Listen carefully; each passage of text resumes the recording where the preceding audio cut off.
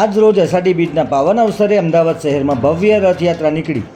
નમસ્કાર મિત્રો, હું વિપુલ પટેલ, શિક્ષાપત્રી સંદેશ ન્યૂઝ સત્યની સાથે. એક નજર આજના મુખ્ય સમાચાર પર.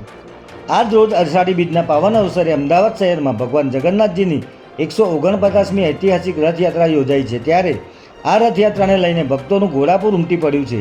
આજે વહેલી સવારે 4 વાગે કેન્દ્રીય ગૃહ અને સહકારિતા મંત્રી અમિત શાહે તેમના પરિવાર સાથે ભગવાન જગન્નાથની મંગળા આરતી કરી, જે બાદ ભગવાનને વિશિષ્ટ ખીચડાનો ભોગ ધરાવાયો હતો.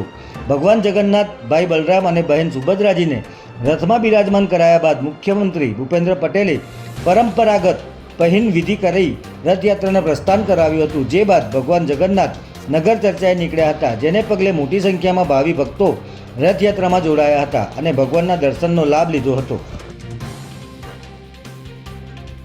જમાલપુર સ્થિત જગન્નાથ મંદિરથી શરૂ થયેલી રથયાત્રા બપોરે 2 વાગ્યાની આસપાસ સરસપુર ખાતે પહોંચી હતી, જ્યાં ભગવાનને ભોગ ધરાવવામાં આવ્યો હતો અને સૌ ભાવિક ભક્તોએ મહાપ્રસાદ ગ્રહણ કર્યો હતો.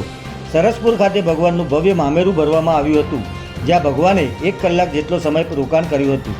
અમદાવાદની આ ઐતિહાસિક રથયાત્રામાં વિવિધ થીમ પર આધારિત ટેબ્લોથી સજ્જ 101 સુશોભિત ટ્રકોએ નગરજનોમાં ભારે આકર્ષણ જમાવ્યું હતું. આજે યોજાનારા રથયાત્રાને પગલે પોલીસ વિભાગ દ્વારા પણ કમર કસવામાં આવી હતી. ત્યારે આજે શાંતિપૂર્ણ માહોલમાં રથયાત્રા યોજાઈ રહી હોવાથી ભક્તોમાં પણ ઉત્સાહનો માહોલ જોવા મળ્યો હતો.